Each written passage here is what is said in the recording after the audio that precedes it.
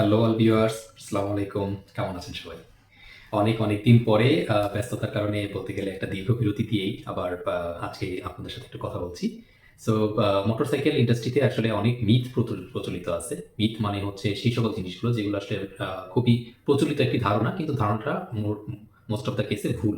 তো সেগুলোকে আমরা মিথ বলে থাকি। তো আজকের এই ভিডিওটা কাইন্ড অফ মিথ বাস্টিং টাইপের। অর্থাৎ কিছু ভুল ধারণাগুলোকে ভেঙে দেওয়ার জন্যই আজকের এই ভিডিও। তো প্রথমেই যে টপিকটা নিয়ে কথা বলবো সেটা হচ্ছে মাইলেজ। বাইকার মাত্রই বা যেকোনো বাহন নিয়ে যারা চালান, গাড়ি চালান, তাদের ক্ষেত্রে মাইলেজটা খুব ইম্পর্টেন্ট একটা ফ্যাক্টর হয় যে কতটুকু জ্বালানিতে আমি কত কিলোমিটার যাচ্ছি। এবং এই মাইলেজ নিয়ে আমাদের নানা রকমের মিথ প্রচলিত আছে। প্রথম কমন যে মিথটা সেটা হচ্ছে যে মাইলেজ বেশি পাওয়ার জন্য চাকার প্রেশার বেশি রাখতে হবে।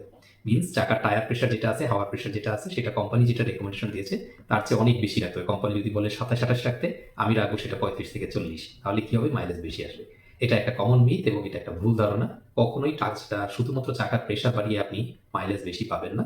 আপনাকে অ্যাকুরেট প্রেশারটাই রাখতে হবে। হ্যাঁ, টায়ার প্রেশার যদি কম থাকে সেক্ষেত্রে আপনার মাইলেজ কমে যায়। এটা যেমন সত্য, তার মানে এই না যে টায়ার প্রেশার বেশি রাখলে আপনি মাইলেজ বেশি পাবেন। বরং টায়ার প্রেশার বেশি রাখার কারণে যেটা হয়, রাস্তায় আপনার গ্রিপ কমে যায়। কারণ আপনার টায়ারের যে সারফেসটুকু রাস্তার সাথে লেগে থাকার কথা ছিল, সেই সারফেসটুকু কিন্তু তখন আর লেগে থাকতে পারে না। কারণ টায়ার প্রেশার বেশি হলে আপনার এটা বেলুনের মতো এরকম ফুলে যায়। যেটা অ্যাকচুয়াল প্রেশারে হয়তো এইভাবে থাকার কথা ছিল, সেটা এরকম ফুলে যায়। তখন আপনার গ্রিপ কমে যায়, টায়ারের খুব অল্প অংশ রাস্তার সাথে ট্রাকশন পায় এবং সেটার কারণে টায়ারের ক্ষয় বেড়ে যায়, ব্রেকিং এফিসিয়েন্সি কমে যায়। আপনি যখন ব্রেক করবেন এটা ডিস্টেন্স কমে যাবে। সো ওভারঅল আপনার জন্য রিস্ক ফ্যাক্টর আরও বেড়ে যাবে এবং এইটার কারণে আপনার মাইলেজের আহামরি কোনো তারতম্য হয় না। বরং যে টাকা আপনার টায়ারের ক্ষয় এবং আপনার ব্রেকিং এফিসিয়েন্সি কমে যাওয়ার জন্য অ্যাক্সিডেন্টাল রিস্কের কারণে বেড়ে যায়, সেটার তুলনায় খুব সামান্যই আপনার সেভ হয়। সো কোম্পানি যদি রেকমেন্ড করে এটা 27-28 বা 29 রাখতে, আপনি 1-2 প্রেশার বেশি রাখতে পারেন, 28টা আপনি 30 রাখতে পারেন, বাট কখনোই 40 নয়। ঠিক তেমনি 33-35 রাখতে পারেন, কিন্তু 45-50 নয়। সো এত বেশি টায়ার প্রেশার কখনোই আপনাকে মাইলেজ দিবে না, বরং দুর্ঘটনার সম্ভাবনা বাড়াবে। সো এটা গেলো 1 নাম্বার মিথ। সেকেন্ড মিথটা কি আছে, যে যাদের কার্বোরেটর বাইক, যদি মাইলেজ কম পায় তাহলে ফুয়েলটা কমায় রাখতে হবে। ফুয়েল কমানো মানে কি? ফুয়েল কমানো মানে হচ্ছে আইডলটাকে অ্যাডজাস্ট করা।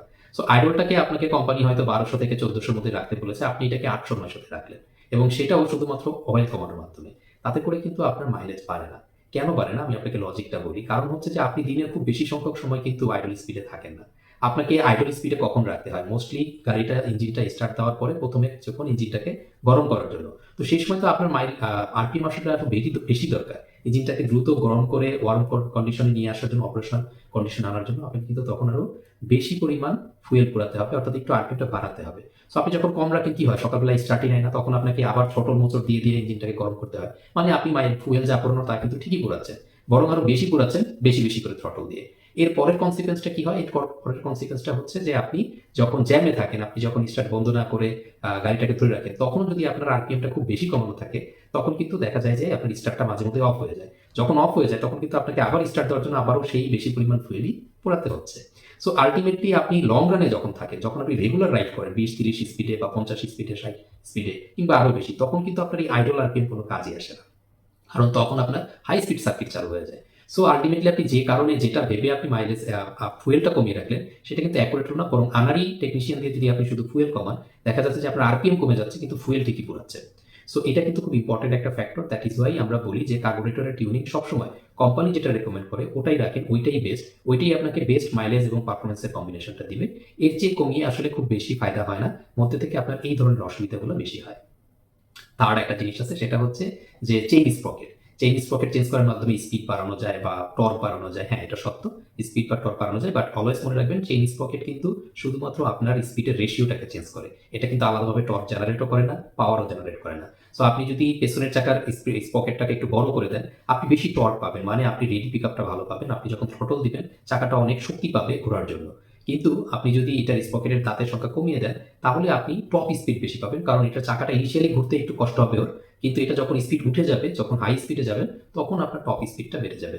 সো স্প্রকেটের সাইজ চেঞ্জ করার মাধ্যমে, সামনের চাকা বা পেছনের স্প্রকেট যেটাই আপনি চেঞ্জ করেন না কেন, এটা চেঞ্জ করার মাধ্যমে শুধুমাত্র রেশিও চেঞ্জ হচ্ছে। রেশিও চেঞ্জ হওয়ার কারণে আপনি একই বাইক থেকে আইদার একটু বেটার টর্ক পাবেন অথবা বেটার হাই স্পিড পাবেন। কিন্তু এইটার সাথেও মাইলেজের রিলেশন আসলে খুবই কম। কারণ ইঞ্জিনকে ওই পরিমাণ পাওয়ার উৎপন্ন করতে হচ্ছে যে পরিমাণ পাওয়ার উৎপন্ন করলে আপনার চাকাটা স্মুথলি ঘুরে। সো আপনি যখন স্পিড বেশি যাবেন কিন্তু সেই সাথে যদি আপনি আবার লোড বাড়ায় দেন, তাহলে কিন্তু তখন চাকা ঘুরতেই পারবে না। আবার উল্টাটা হবে যে আপনি টর্ক বাড়ালেন কিন্তু আপনার সেই অনুযায়ী আপনি স্পিড উঠাতে পারলেন না। সো তখন যেটা হবে যে আপনি সবসময় টর্ক বেশি পাবেন, আপনার দরকার নাই তখন আপনার বেশি টর্ক হবে, আপনি ঢাল খুব স্মুথলি উঠতে পারবেন। কিন্তু আপনি যখন একা চালাবেন আপনার জন্য কিন্তু এত টর্ক হয়তো সবসময় দরকার নেই, কিন্তু আপনার ফুয়েল যে পরিমাণ ঘুরছে, ইঞ্জিন যে পরিমাণ ঘুরছে, চাকা যেহেতু সেই পরিমাণ ঘুরছে না, সো আপনার কিন্তু সেটা আপনার মাইলেজে ইম্প্যাক্ট ফেলবে। সো মাইলেজের জন্য আসলে স্প্রকেটের এটা চেঞ্জ করে কোনো লাভ হয় না। যদি আপনার লোড বেশি থাকে কিংবা আপনার টর্ক বেশি দরকার হয়, সেক্ষেত্রে আপনি এটা করতে পারেন। অথবা আপনার কোনো টর্ক দরকার নেই, আপনি সবসময় সোলো রাইড করেন, ইকোনমি মোডে চালান, সেক্ষেত্রে হয়তো পেছনের স্প্রকেটে এক দাঁত কম থাকলে, এক দুই দাঁত কম থাকলে আপনার হয়তো স্পিডটা একটু বেশি পাবেন, অর্থাৎ সেই তুলনায় আপনি ইঞ্জিন একটু কম ঘুরিয়েও আপনি একটু বেশি পথ যেতে পারবেন। দ্যাট মিনস মাইলেজে সামান্য ইম্প্যাক্ট করতে পারে, কিন্তু অলওয়েজ মনে রাখবেন এটা কিন্তু কনসিকুয়েন্স আছে। সো আপনি স্পিড বাড়ালে আপনি লোড কম নিতে পারবেন, অর্থাৎ টর্ক কম পাবেন। আবার আপনি যদি টর্ক বাড়ান তাহলে আপনি স্পিড কম পাবেন। সো এগুলো ছিল মোটামুটি মাইলেজ নিয়ে আমাদের কিছু কমন মিথ। এর বাইরে আরেকটা জিনিস হয়, সেটা হচ্ছে যে অকটেন ব্যবহার করবো না পেট্রোল ব্যবহার করবো। মাইলেজের জন্য অনেকেরই ধারণা যে পেট্রোল ব্যবহার করলে আপনার মাইলেজটা বেশি আসবে। এটা অ্যানাদার ভুল ধারণা, এটা কোনো প্রুভেন ফ্যাক্ট নাই। পেট্রোলের যেটা হয় এটা নিয়ে আমার আলাদা ভিডিও আছে যে অকটেন না পেট্রোল কোনটা বেশি ভালো। বাংলাদেশের প্রেক্ষাপটে আসলে অকটেন পেট্রোল দুইটা আলাদা ফুয়েল। বেসিক্যালি এটা আসলে একটাই ফুয়েল, গ্যাসোলিন। একটা প্রিমিয়াম, একটা হচ্ছে রেগুলারটাকে আমরা পেট্রোল বলি এবং প্রিমিয়ামটাকে আমরা অকটেন বলি। সো এখানে ফ্যাক্টর যেটা আছে সেটা হচ্ছে যে অকটেন দিয়ে যদি আপনি চালান, অকটেনে আমাদের সালফার কন্টেন্টটা কম থাকে, লিডের পরিমাণটা কম থাকে। যদিও আমাদের বলা হয় বাংলাদেশে সবই আনলিডেড, বাট একদম জিরো কখনো হয় না। সো এই পরিমাণগুলো একটু কম থাকে এবং অকটেন রেটিংটা একটু ভালো থাকে, যে কারণে হাই পারফরমেন্স ইঞ্জিন, স্পেশালি যাদের ইএফআই বা এফআই ইঞ্জিন, তাদের জন্য আসলে অলওয়েজ রেকমেন্ডেড হচ্ছে অকটেন ব্যবহার করা। কারণ এটা এফআই সিস্টেমটার সাথে সামঞ্জস্যপূর্ণ এবং BS4 অ্যান্ড অ্যাবভ, অর্থাৎ আমাদের যে ইমিশন নর্মগুলো আছে সেটাকে অনেক ভালোভাবে মিট করতে পারে, যে কারণে অকটেনটা রেকমেন্ডেড। বাট আপনি কোনো কারণে অকটেন না পান, সাপ্লাই পান নাই, বা কোনো একটা ইমার্জেন্সি কারণে আপনি পেট্রোল ভরেছেন, আপনি ভরতে পারেন, চালাতে পারবেন, সেটাতে কোনো মেজর ইস্যু হবে এরকম না। এমন না যে পেট্রোল খুবই বাজে ফুয়েল, বাট এটাতে সালফার কন্টেন্টটা একটু বেশি, লিড কন্টেন্টটা একটু বেশি, আরো বেশ কয়েকটা ইনগ্রেডিয়েন্টস আছে যেগুলো অকটেনের তুলনায় এটা একটু কম। সো এটা একটু লো পারফর্মিং ইঞ্জিনের জন্য বেটার। বর্তমান জামানায় সেই ধরনের ইঞ্জিন খুব কম আছে। অটো রিক্সা, থ্রি হুইলার, এগুলোতে এই ধরনের ইঞ্জিন এখন ব্যবহৃত হয় BS3 গ্রেডে। তো অথবা একদম অল্প সিসির যে ইঞ্জিনগুলো, যেগুলোর আপনার কম্প্রেশন রেশিও অনেক কম, 100 সিসি বা তার নিচের ইঞ্জিন, সেসব ইঞ্জিনের জন্য আসলে পেট্রোলটা সুইটেবল মানে এই না যে এটা খুব ভালো, ওগুলো তো আপনি অকটেন ইউজ করতে পারবেন, বাট পেট্রোলটাও ওখানে চলবে। বাট হাই পারফর্মিং ইঞ্জিন এবং হায়ার সিসি গুলোর ক্ষেত্রে আপনার অকটেনটাই বেশি প্রেফারেবল। সো পেট্রোল ইউজ করলে আপনি লোয়ার সিসিতে মাইলেজ বেশি পাচ্ছেন বলে আপনি হায়ার সিসিতেও এটার মাইলেজ বেশি পাবেন, এটা আসলে একটা ভুল ধারণা। সো পেট্রোলের পারফরমেন্সের চেয়ে অকটেনের পারফরমেন্স অলওয়েজ ভালো। তারপরেও অনেকে পেট্রোল ব্যবহার করে 1-2 মাইলেজ বেশি পেতে পারেন বা 5% মাইলেজ বেশি পেতে পারেন। এটা হয় অন্য কারণে, সেটা আমি আমার অন্য একটা ভিডিওতে বলেছি, আপনারা চাইলে সেটা দেখে নিয়ে আমি এই ভিডিও ডিসক্রিপশনে ওই ভিডিওর লিঙ্কটা দিয়ে দেবো। সো এবার আসি অন্য কিছু মিথ বাস্টিং এ, সেটা হচ্ছে যে ইঞ্জিন অয়েল নিয়ে। এটা নিয়ে সম্ভবত আমাদের স্পেশালি বাইকিং ইন্ডাস্ট্রিতে সবচেয়ে বেশি পরিমাণ মিথ প্রচলিত আছে। মিনারেল থেকে সিনথেটিক দেওয়া, সিনথেটিক থেকে আবার মিনারেল ফেরত যাওয়া যাবে কিনা, এই ধরনের হাজারো মিথ এখানে আছে। সবচেয়ে কমন এবং সবচেয়ে বেশি প্রচলিত যে মিথ, সেটা হচ্ছে বাংলাদেশের রেসপেক্টে, বাংলাদেশের প্রেক্ষাপটে নাকি আমাদের বাইকগুলোতে মাইলেজ, আমাদের যে অয়েলের ইন্টারভাল, চেঞ্জ ইন্টারভাল, আমরা অয়েল যেটা ব্যবহার করতে পারবো, যদি কোম্পানি বলে এটা 5,000 কিলো চালানো যাবে, 10,000 কিলো চালানো যাবে, আমরা সেটাকে বলি যে না, আমাদের বাংলাদেশের প্রেক্ষাপটে এটা 1,000-1,200 বেশি চালানো যাবে না। মিনারেল অয়েল 1,000-1,200 পর্যন্তই চেঞ্জ করে ফেলা উচিত। সিনথেটিক হলে এটা 2,000-2,500 পর্যন্ত চালানো যেতে পারে, সেমি সিনথেটিক হলে 1,500-2,000, এরকম একটা মিথ আমাদের প্রচলিত আছে। এটার পেছনে আবার কিছু সাইন্টিফিক ব্যাখ্যাও আমরা তৈরি করি। সেই ব্যাখ্যাগুলো কিরকম, যেমন 1 নম্বর ব্যাখ্যা হচ্ছে যে বাংলাদেশের রাস্তায় প্রচুর ধুলাবালি, যেহেতু প্রচুর ধুলাবালি এটা আমার অয়েলের সাথে মিশে এবং অয়েলটাকে দ্রুত নষ্ট করে ফেলে। তো বাংলাদেশের প্রেক্ষাপটে বাইরের দেশে যে অয়েলটা 5,000-6,000 কিলো চালানো যায়, বাংলাদেশে এটা 1,000-1,200 বেশি চালানো ঠিক না। ভাই একটু থামেন, আমাকে একটা জিনিস বুঝান, ধুলাবালি ইঞ্জিনের কোথায় যায়? আপনার ধুলাবালি কি সরাসরি ইঞ্জিনের অয়েল চেম্বারে যায়? কোনো রাস্তা আছে? একটু চেক করে দেখেন তো ইঞ্জিনের গঠনটা কিরকম, একটু মানে চোখ বন্ধ করে চিন্তা করেন। আপনার ইঞ্জিনে হাওয়া ঢুকে আসলে এয়ার ফিল্টারের থ্রুতে। এয়ার ফিল্টার সেই রাস্তার যে ধুলাবালিগুলো আছে সেই ধুলাবালিগুলোকে ফিল্টার করার পরে সেটা যায় হচ্ছে ইঞ্জিনের সিলিন্ডারের ভেতরে, যেটার ভিতরে কিন্তু ফুয়েল এবং বাতাসের মিক্সচার থাকে, অয়েল থাকে না।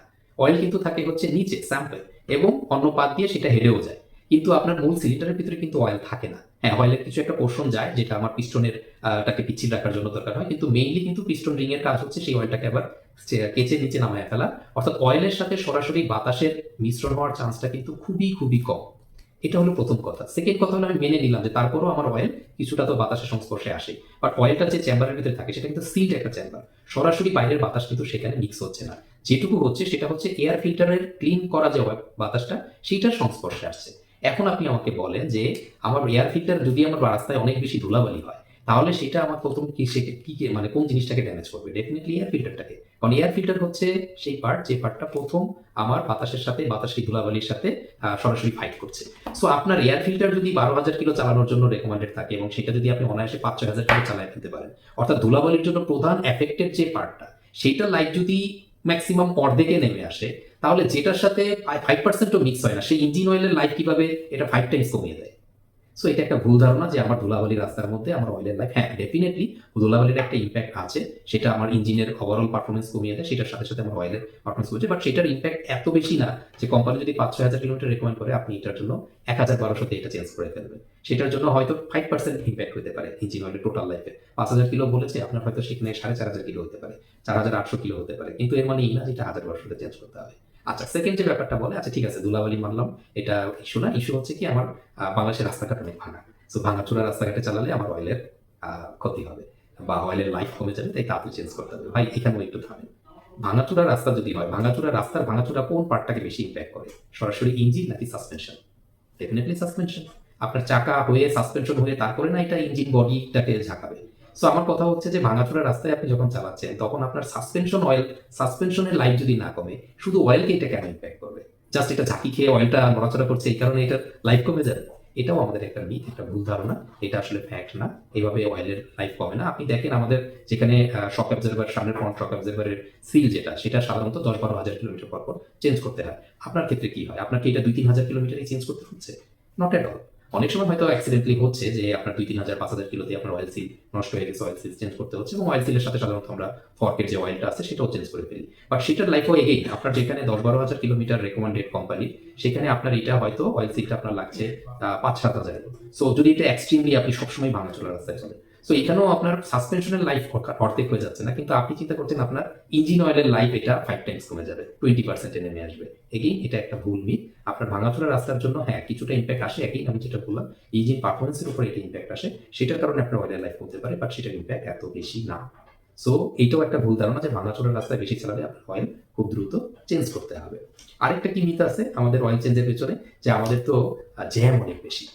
যেহেতু জ্যাম বেশি, জ্যামের মধ্যে যেহেতু আমি ইঞ্জিন অফ করি না, আমি ইঞ্জিন অলওয়েজ অন করে রাখি, সেই কারণে আমার জ্যামে অয়েলটা ঠিকই সার্কুলেট হতে থাকে, যেটা আমার কিলোমিটার রিডিং আসবে না। সো এটার কারণে আমার এটা অনেক তাড়াতাড়ি করতে হবে। খুবই লজিক্যাল, কিন্তু এগেইন আপনি আবারও এই একটা জিনিস চিন্তা করেন, জ্যামে আপনার ইঞ্জিন চলছে, তাহলে কোন জিনিসটা সবচেয়ে বেশি ইফেক্টেড হবে? আপনার মাইলেজ, আপনার ফুয়েল। ইঞ্জিন যদি আসলেই চালু থাকে, ইঞ্জিন চালু থাকলে আপনার অয়েল সার্কুলেট হবে ফর শিওর, বাট ইঞ্জিন কত জোরে চলছে, কত বেশি অয়েল সার্কুলেট করছে, সেটার একটা ইন্ডিকেশন তো আপনি ফুয়েল থেকেই পেয়ে যাবেন। সো যে বাইকটা বাইরের দেশের কথার কথা 50 মাইলেজ দেয়, সেই বাইকটা যদি বাংলাদেশে 35 মাইলেজ দেয়, 40 মাইলেজ দেয়, তার মানে 70-80%। তার মানে ওই যে অ্যাডিশনাল 15% মাইলেজ কম দিচ্ছে, এইটা সর্বোচ্চ আপনার ওই জ্যামের ইম্প্যাক্ট। সো তার মানে আপনার এই যে 15 মাইলেজ কম দিচ্ছে, মানে 30% কম কম আসছে, এর মানে হচ্ছে যে আপনি সর্বোচ্চ আপনার জ্যামে বসে থেকে আপনি আইডলে ওই 30-20%, 20-30%ই আপনি সর্বোচ্চ কিন্তু এই কি বলে যে বেশি পুরাচ্ছেন। ঠিক আছে, মানে ইঞ্জিন অয়েল বা ইঞ্জিন ফুয়েলটাকে যেমন বেশি পুরাচ্ছেন, তার মানে আমি ধরে নিলাম এটা সমানভাবে আপনার অয়েলটাকেও বেশি সার্কুলেট করছে, অর্থাৎ আপনার অ্যাকচুয়াল যেটা ইঞ্জিনের রানিং, যেটা আপনার অটোতে আসে নাই, সেটার ইম্প্যাক্ট কিন্তু ম্যাক্সিমাম 20-30%। এমন না যে বাংলাদেশে যে বাইকটা 35 মাইলেজ পায়, বাইরের দেশে সেটা 100 মাইলেজ পায়, 80 মাইলেজ পায়, সো এটা প্রায় 1/3, এরকম কিন্তু না। সো যেখানে আপনার ইঞ্জিন সরাসরি ফুয়েল বার্ন করে আপনার জ্যামের মধ্যে চলছে, সেইখানে আপনার ইঞ্জিনের ফুয়েল সেই পরিমাণ পুড়ছে না, কিন্তু আপনি ধরে নিচ্ছেন যে আপনার অয়েল শেষ। সো এটা অ্যানাদার মিথ। এইখানে মোস্ট ইম্পর্টেন্ট একটা পয়েন্ট হচ্ছে, জ্যামে যখন অনেক বেশি সময় দাঁড়ায় থাকতে হয়, আপনি নিজের সহ আপনি আপনার রাস্তায় সবগুলো বাইক চেক করে দেখেন, ম্যাক্সিমাম বাইকে কিন্তু আইদার i3s টেকনোলজি হোক, অন্য কোনো টেকনোলজির কারণে হোক, অথবা ম্যানুয়ালি হোক, ম্যাক্সিমাম ইউজারই কিন্তু স্টার্ট অফ করে রাখে। কারণ বাইকে কোনো এসি চলে না বা অন্য কিছু চলে না যে আমার ইঞ্জিন অন রাখা জরুরি। রেদার জ্যামের মধ্যেও ইঞ্জিন অন থাকে সবচেয়ে বেশি হচ্ছে প্রাইভেট কারে। প্রাইভেট কারে কেন অন থাকে? কারণ প্রাইভেট কারে ইঞ্জিন অফ করে দিলে এসি অফ হয়ে যাবে, যে কারণে এসিটাকে অন রাখার জন্য মানুষ বেশিরভাগ সময় দেখা যায় দীর্ঘ জ্যামেও 5-10 মিনিটও যদি একটা সিগনালে বসে থাকে, সে কিন্তু স্টার্ট অফ করে না। সো সেই প্রাইভেট কারে কিন্তু আপনি দেখবেন যে প্রাইভেট কারের ইঞ্জিন অয়েল কিন্তু ঠিকই 5,000-6,000 কিলোমিটার পর পর চেঞ্জ করে। ওখানে কিন্তু কেউ 1,000-1,200 থিওরি মেনটেন করে না, এবং মিনারেল অয়েল দিয়েও কিন্তু মানুষ সময় আসে 4-5 হাজার কিলো প্রাইভেট কারে চালায়। তো আপনি এখন বলতে পারেন যে প্রাইভেট কারে তো এয়ার কুল ইঞ্জিন না, ওটা তো লিকুইড কুল ইঞ্জিন, এই জন্য আপনার ওইটার ইস্যু হবে না, কিন্তু আমি কিন্তু এখন জ্যামের কথা বলছি। সো জ্যামের কারণে ইম্প্যাক্ট কিন্তু প্রাইভেট কারেই বেশি হয়, বাট তাদের ইঞ্জিন অয়েল ঠিকই 4-5 হাজার কিলো চলে। আপনার বাইকে কি এমন ঘটে ভাই যে আপনার এটা 1,000-1,200 শেষ হয়ে যাবে? আচ্ছা, এবার আপনি বললেন যে যেটা আমি ওখানে আলাদা করলাম যে ইঞ্জিনের হিট, ডেফিনিটলি ওকে। এই জায়গাটায় আমি একমত যে আপনার প্রাইভেট কারের চেয়ে আমাদের মোটরসাইকেল ইঞ্জিন যেহেতু ম্যাক্সিমাম এয়ারকুল, এই ইঞ্জিনগুলোতে আপনার হিট বেশি হয়। এগ্রি, বাট এগেইন ওটা একটা 4 সিলিন্ডারের ইঞ্জিন, মিনিমাম 1300, 1500, 1800 সিসির ইঞ্জিন। সেইটার তুলনায় আমাদের এটা যে অনেক বেশি গরম হয় তা কিন্তু না। অপারেটিং টেম্পারেচার যেটাকে বলে ইঞ্জিনের, সেটা হচ্ছে সাধারণত 90 থেকে 100 ডিগ্রি সেলসিয়াস। অয়েল কুল ইঞ্জিন যেটা করে যে 92 থেকে 94 এর ভিতরে এটার অয়েলের মানে আমাদের যে অয়েল কুল, মানে অয়েল কুল না সরি, এখানে আমি যদি ওয়াটার কুলটা বলি, আমাদের প্রাইভেট কারগুলোতে সব তো ওয়াটার কুল ইঞ্জিন। সো ওয়াটার কুল ইঞ্জিনে আপনার যেটা হয় যেটা 96 থেকে 100 ডিগ্রি টেম্পারেচারের মধ্যেই সাধারণত ইঞ্জিন টেম্পারেচারটা ধরে রাখার জন্য কাজ করে। বাট প্রাইভেট কারেও প্র্যাকটিক্যালি এটা 110-20 ডিগ্রি সেলসিয়াস পর্যন্ত উঠে যায়। আমাদের যেটা এয়ার কুল ইঞ্জিন, এখানেও এটা টেম্পারেচার ঘুরে ফিরে প্রায় এটার মধ্যেই থাকে। একটানা যদি অনেকক্ষণ আপনি ইঞ্জিন গাড়িটা চালান, তখন যেটা হয় প্রাইভেট কার ইঞ্জিন তখনও এটা টেম্পারেচার 120-30 এর ভিতরেই ধরে রাখতে পারে, বা ম্যাক্সিমাম 150 হতে দেয়। আপনার এয়ারপোর্ট ইঞ্জিন তখন হয়তো 170-80 পর্যন্ত উঠে যায়, সেটা একটানা 1-1.5 ঘন্টা 2 ঘন্টা চালানোর পরে এবং হাই স্পিডে রেট করবে। আদারওয়াইজ কিন্তু আপনার মূল অপারেটিং টেম্পারেচার কিন্তু একটা এয়ারপোর্ট ইঞ্জিন এবং একটা অয়েল কুল বা আপনার ইভেন ওয়াটার কুল ইঞ্জিনেও মোটামুটি সেমই থাকে। এইভাবেই ডিজাইন করা হয়েছে। মোটরসাইকেল ইঞ্জিনটা যেহেতু ওপেন থাকে, এই কারণে তাকে এয়ার কুল বানানো হয়েছে। প্রাইভেট কার ইঞ্জিনটা যেহেতু বনেটের নিচে ঢাকা থাকে, এই কারণে তাকে অয়েল কুল বানানো হয়েছে, এবং ওইটা যেহেতু বেশি সিসি বা পারপাস ডিফারেন্ট, এই কারণে আপনাকে এই জিনিসগুলো করা হয়েছে। আদারওয়াইজ প্রাইভেট কারের ইঞ্জিনের তুলনায় আমার বাইকের ইঞ্জিন যে অনেক বেশি হিট হয় ইন রেগুলার রান, এটা আসলে ট্রু না। ঠিক আছে? সো অনেক সময় আমরা এটা চিন্তা করি যে আমি যেহেতু আবার এটাও অনেকে বলে যে ঠিক আছে, আমার ইঞ্জিন যদি সবসময় একদম ইকোনমি স্পিডে চলে, 30-40 স্পিডে চলে, তাহলে এটার অয়েলের লাইফ অনেক ভালো থাকবে। কিন্তু আমি যদি হাই রেট করি, আমি যদি 80-100 স্পিডে চালাই, তাহলে আমার ইঞ্জিনের অয়েলের গুণগত মান কমে যাবে। ভাই এটাও একটা মিথ, এটাও একটা ভুল ধারণা। এরকম আসলে হয় না। কেননা আপনি যখন হাই স্পিডে চালাচ্ছেন তখন আপনার অটো রিডিংও তাড়াতাড়ি উঠছে। আপনি যদি 60 কিলোমিটার স্পিডে একটা 1 ঘন্টা চালান, আপনি কিন্তু 60 কিলোমিটার যেতে পারবেন। আপনি যদি 80 কিলো স্পিডে চালান, তাহলে কিন্তু আপনি 1 ঘন্টায় 80 কিলোমিটার যেতে পারবেন। কিংবা আমি যদি বলি সেম 60 কিলোমিটার যেতে আপনার কিন্তু 45 মিনিট সময় লাগবে। সো তার মানে আপনার ইঞ্জিন অয়েলটা কিন্তু এখানে 45 মিনিট ধরে বার্ন হচ্ছে, আর এখানে 60 মিনিট ধরে বার্ন হচ্ছে। সো অল্প স্পিডে চালালে আপনার ইঞ্জিনের অয়েল হেলথ খুব ভালো থাকবে। বেশি স্পিডে চালালে এটার হেলথ অনেক দ্রুত একদম খারাপ হতে থাকবে। এটা আসলে ভুল ধারণা। ইঞ্জিন অয়েলগুলো সেভাবেই ডিজাইন করে বানানো। এরা জানে যে এই অয়েলটা কোন ধরনের যানবাহনে ব্যবহৃত হবে এবং সেই যানগুলোর অ্যাভারেজ স্পিড কেমন হবে, ওই ইঞ্জিনটা কতখানি টেম্পারেচার হতে পারে, সেই টেম্পারেচার নেওয়ার মতো সক্ষমতা দিয়ে এগুলোকে বানানো হয়েছে। এটা একদম কোনো জিনিস না, সরিষা তেলের মতো বা সোয়াবিন তেলের মতো যে একদম ভেষজ আপনার বীজ থেকে জাস্ট কি বলে যে নির্যাস বের করে আপনাকে অয়েল বানানো হয়েছে। এটার মধ্যে আলাদা কোনো গুণগত মান নেই। বর্তমান যুগে SL, SN, SM এই সিরিজগুলো চলছে। সো এই সিরিজগুলোর অয়েলগুলো অনেক ভালো টিউন করা, রিফাইন করা, অনেক বেশি এটার মধ্যে লুব্রিকেশন ইঞ্জিনিয়ারিং অ্যাড করা হয়েছে, যে কারণে এই ধরনের তাপ, চাপ বা উচ্চ গতি, উচ্চ কি বলে যে আপনার স্ট্রেস, এগুলো নেওয়ার মতো করে এগুলো বানানো হয়েছে। এবং সবকিছু চেক করার পরেই কোম্পানি একটা রেকমেন্ডেশন দেয় যে এটা 5000, 6000, 10,000 কিলো চালানো যাবে অয়েলের ধরন অনুযায়ী, এবং সেটা কোন ধরনের বাইকের জন্য বা ইঞ্জিনের জন্য, সেটার উপরে বেস করেই তারা এটা বলে। সো আপনি যে সকল থিওরি মাথায় নিয়ে আছেন যে আমার এখানে ধুলাবালি বেশি, রাস্তা ভাঙাচোরা, আমি লোড বেশি নেই, আমি ওভার রাইডিং করি, আমি জ্যামে বেশিক্ষণ থাকি, সব কিছু মিলিয়ে সামগ্রিকভাবে আমার অয়েলের লাইফ আসলে 1000-1200, এটা সম্পূর্ণ ভুল ধারণা। এইটা মোস্ট ইম্পর্টেন্টলি আসলে এই ধারণাগুলো তৈরি করেছে আসলে লোকাল বাজারে যারা অয়েল সেল করে তারা। কারণ যত বেশি আপনাকে দ্রুত চেঞ্জ করাতে পারবে, তত তাদের বিজনেসটা বাড়বে। আপনি খেয়াল করে দেখেন, আপনার এই যে জিনিসগুলো বললেন যে ধুলাবালি, জ্যাম, তারপরে ভাঙাচোরা, আপনার আইডল স্পিডিং বেশি, হাই রেডিং, এগুলোর জন্য শুধুমাত্র অয়েলই কেন ইম্প্যাক্টেড হবে? আর কোনো কিছু লাইফ তো কমে নেই। আর কোনো কিছুর মধ্যে যেমন আপনার সবচেয়ে বেশি ইম্প্যাক্টেড হওয়ার কথা স্পার্ক প্লাগ, আপনার ইম্প্যাক্টেড হওয়ার কথা এয়ার ফিল্টার, আপনার ইম্প্যাক্টেড হওয়ার কথা সাসপেনশনের অয়েল সিল কিংবা ফর্ক অয়েল। তো এইগুলোর তো ইন্টারভাল চেঞ্জ করার জন্য কেউ আপনাকে বলে না যে এটা কোম্পানি যাই বলুক আপনি এটার 1 ফিট বা 20% লাইফ ধরে আপনি এটা চেঞ্জ করে ফেলেন। কেন বলে না?